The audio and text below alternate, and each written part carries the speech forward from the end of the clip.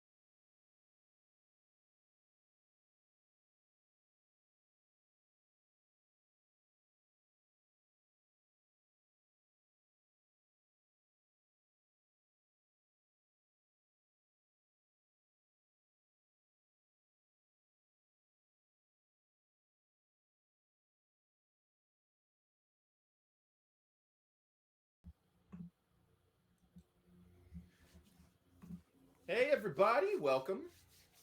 I'm Paul. Thank you for joining us here. We appreciate you joining us. We're a little late. We're not just running on BPT. We did have technical difficulties.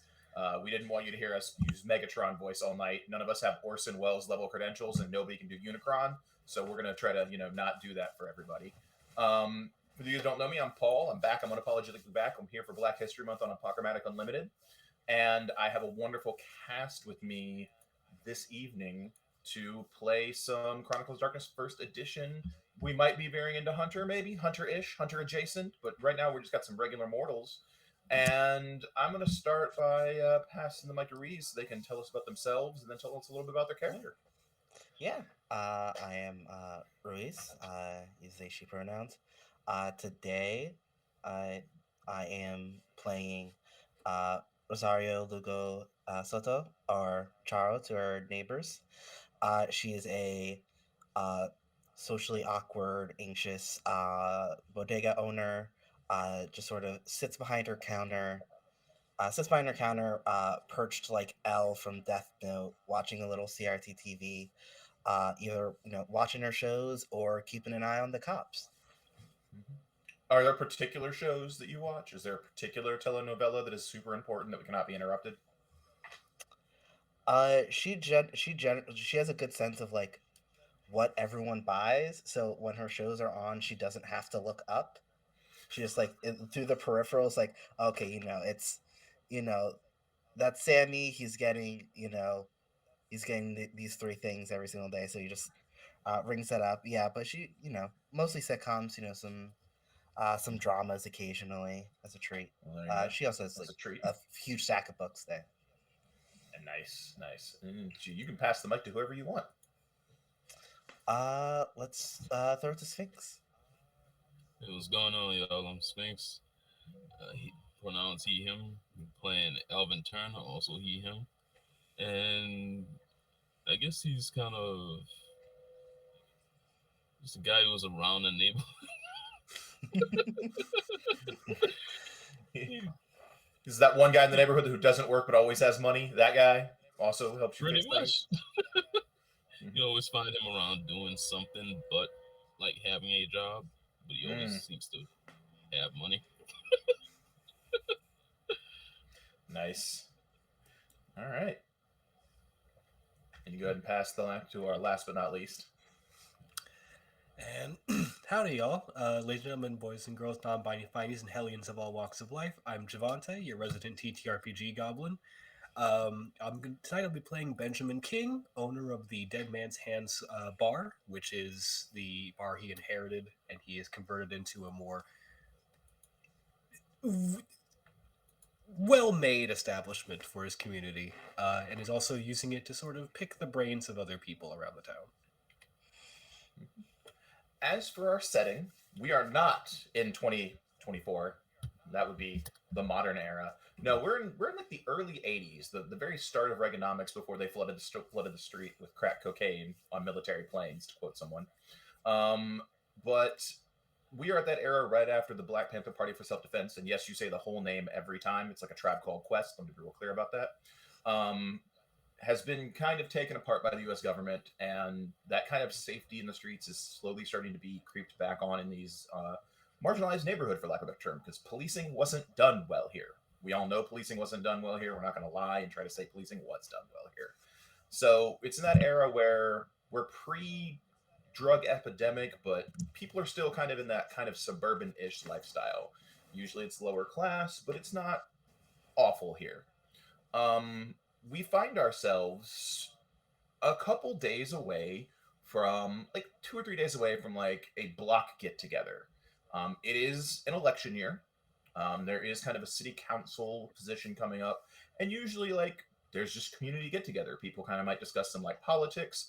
The other advantage of this era is this is right when Reagan had just employed the Southern strategy, so like the difference between Republican and Democrat in this era was not as cut and dry as it used to be.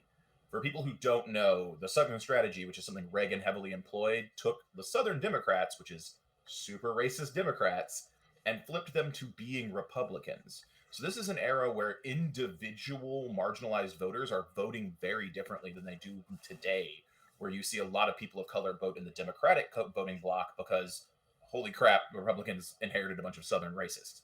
So this is that in-between era where individual politics and what the individual candidate maybe stands for can be very, very different from, you know, just the party line. The party line isn't, oh, if you're a Republican, you mean this right now, and if you're a Democrat, you mean this. You could run as a Republican and get the town vote because they believe in what you're saying, because those blinds are blurred much more than they are today. For those that needed a small history lesson, that's the importance of History Month, you know. The more you know, shooting star. But yeah, so with that being said, you guys are maybe 2-3 days out from this neighborhood get together. What are people looking to do? Are people looking to like get involved in that? Maybe sponsor a table, meet some people. Do you all want to get together? I know I can go each individually. We can start with maybe with Sphinx's character Alvin, I think. Yeah, I think Alvin would be helping people put together like tables and things like that. Like in labor setup that needs to be done, he'll probably help with that. Be helping with that over the next few days. Okay. But pretty much. What groups is Alvin involved with? Known to be involved with? He tends to get involved with the unions. Keeps ear to the ground with that. He listens to local politics, but sometimes it gets away from him. But he's still close to the local union needs from whatever job he may have had at some point in time. The rumors fly from everything from ooh, not sure what that was. It was very loud. Everybody okay? All right. Cool. I know. The rumors used to be that he may have gotten a settlement from the city from something, or he might be blackmailing somebody, or where Alvin gets his money from. Rumors. Feel free to people can throw those out there throughout game because they're known to be a little bit ridiculous. But so he's looking to help set up and talk to his old union associates and hit up some union tables. So right now the incumbent is a Republican. He was Charles Freeman, who was a local city cat, Alvin has known, like, Alvin has known this dude on and off probably his whole life. He grew up in the neighborhood. He is kind of on the outskirts of it now because, like, he's turned into a career politician. He's turned into that guy that's been on the city council for like 22 years. He got involved like in his mid to late 30s and is now in his early 60s, and he's just been on the city council for a very long time. He definitely gave back to the community at the start of this, and he's fed on that goodwill for a while. The unions mostly support him still because we haven't had that big break with the Republicans and unions yet. That's going to come in the like in 84, 85 when Reagan starts ripping things apart. But basically, he's still got some union support. He's got some local support, but there is not a "what have you done for me lately" situation. He's kind of riding on the goodwill of the things that he has done over the years. He does employ a assistant who does run around and seems to do a lot of his work while Charles does a lot of the talking. Who's kind of a smaller, mousy guy by the name of Marcus Clarksville. And he's not from the neighborhood. It seems that Friedman hired him probably about a decade ago, and he's kind of moved in and started managing, Charles Friedman's, be it his like schedule. He's kind of like the point of contact for him now. Whereas in like you can still kind of go up and talk to him because you've kind of known him your whole life. People who are newer in the neighborhood end up having to deal with his dude, like for lack of a better term, his secretary. But you kind of have that through line. You old unions things. You've known him for years. It's not like you're going to get stopped if you want to end up engaging with him. But like you can see Clarksville running around, like trying to talk to people, making sure things are in order, kind of doing the which table is this? Like has a little day planner out, writing in it all the time because this is before Blackberries and cell phones. People are still writing stuff on pen and paper. I know, shock and awe. It's not like almost 40 years ago people still wrote all the things on pen and paper. But there we go. So that's kind of what's going on there. From there, let's see what King is up to. King probably at this time and for the past few days has been prepping for everything that's going on. He has already cordoned off part of the bar to this is only now for me to clean and to make sure that it's ready for the event. Mm-hmm. Making sure that his stocks of what the more expensive drinks that he has ready for his cocktails are filled. It also probably has his ear more to listening to local politics events just to see where he can get himself weaseled into in a way. Mm-hmm. Okay. So right now, Friedman is once again running unopposed, but there has been talks and rumors about somebody maybe running against.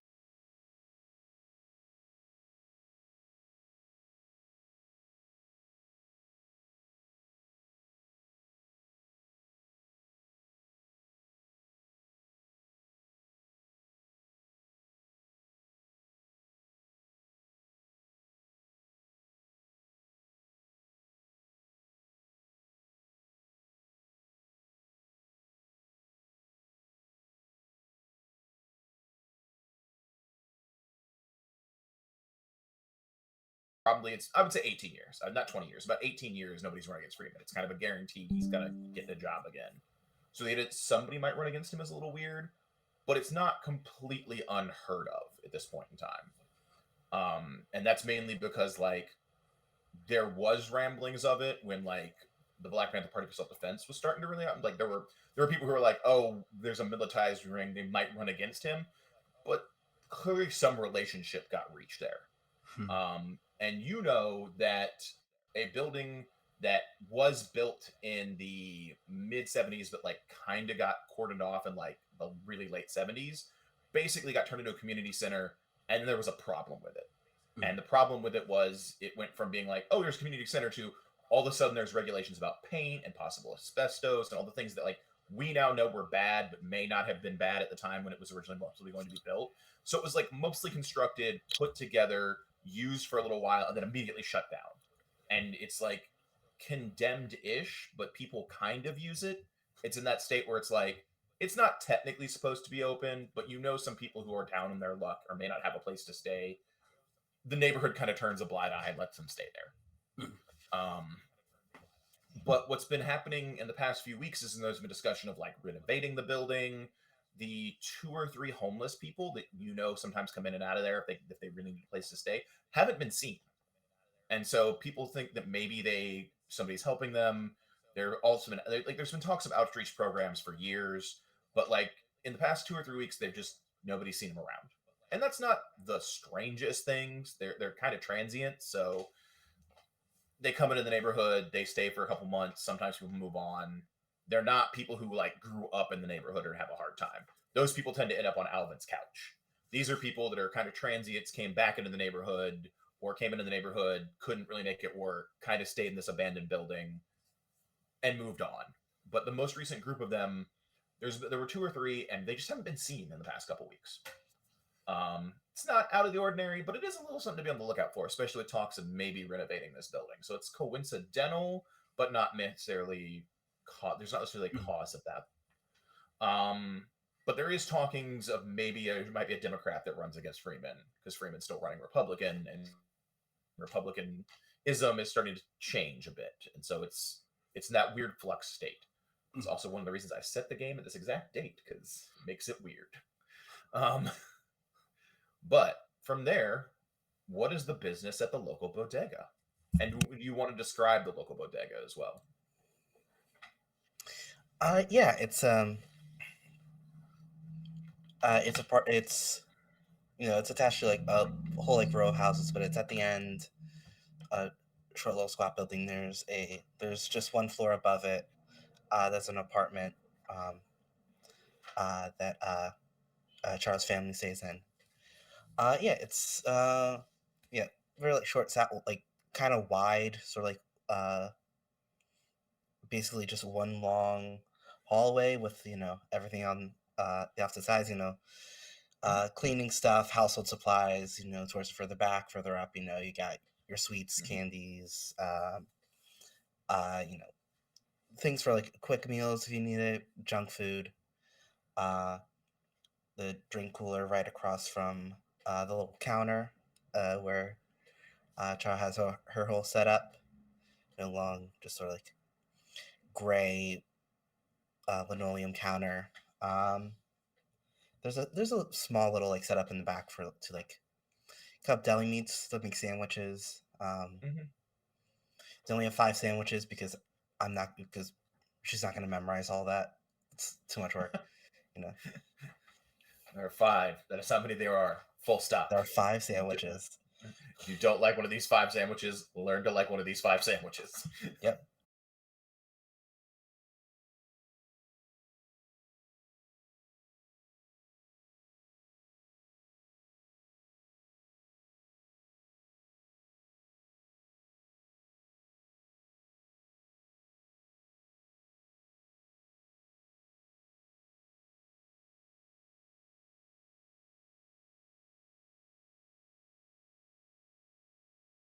Her grandparents are probably around. Her grandma has like a massive cooking pot that she finally gets to use.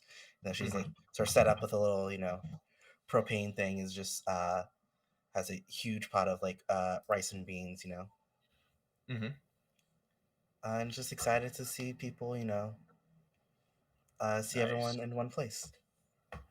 Nice. So okay. Is she involved in the politics of the local area, or has it just been kind of like politics happened, you're here for the party? She keeps an eye on things. People tend to ask her what's going on. So she knows, but she might not care, or does she care? Yeah, she has feelings, but she doesn't like to tell people it's like, okay, here's who you need to vote for. She's just like, I'll answer any questions honestly when people ask me, but I'm not passing out pamphlets unless it's something that I like really think is going to change stuff. Fair enough. So as you're sitting there, somebody you don't see very often comes in.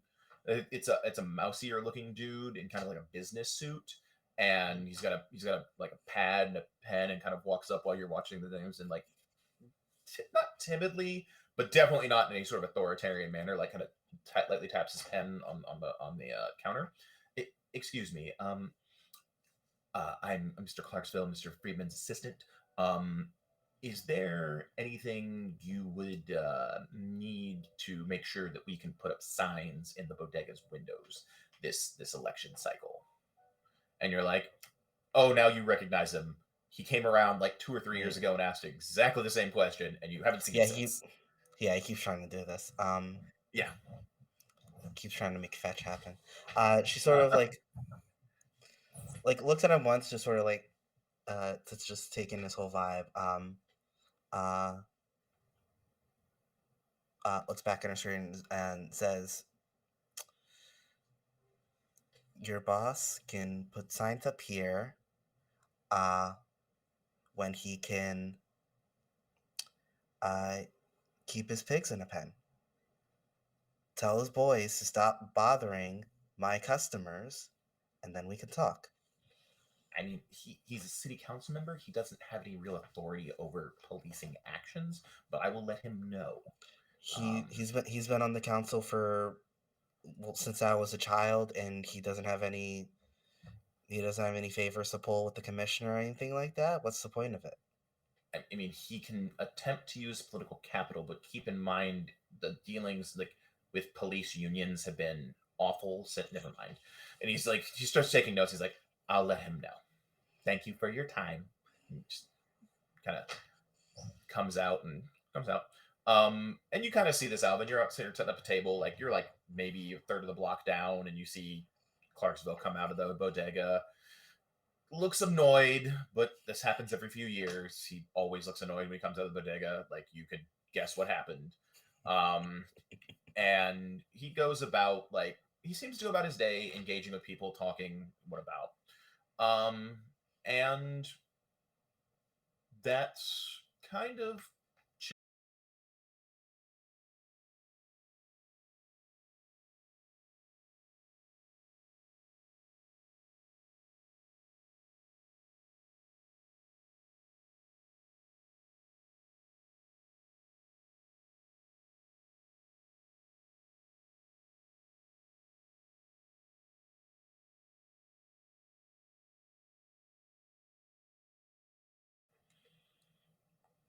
Yeah, as long as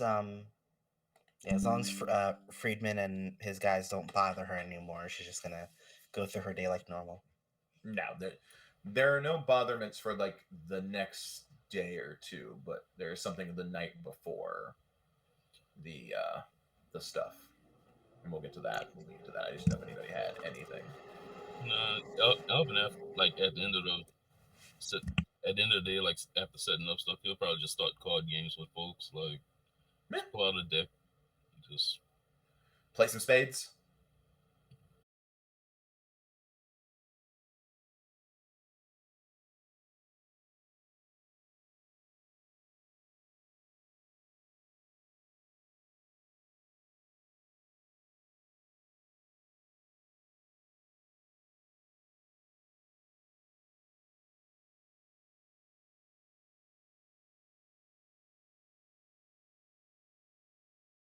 Crazy is going on. Nothing seems to be out of hand. Everybody seems to be in great spirits.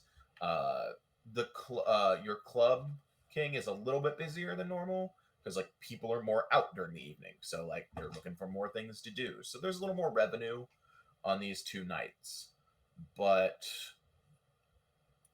the last evening before the block party starts, I'm gonna say it's probably 3 in the morning.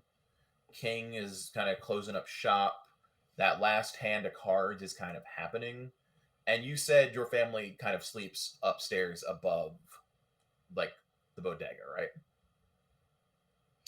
Yeah, I've got there's a very tiny little apartment at the back of the bodega where I stay, and then her grandparents sleep Mhm. upstairs. Okay. So I think we're gonna go with the first roll of the game.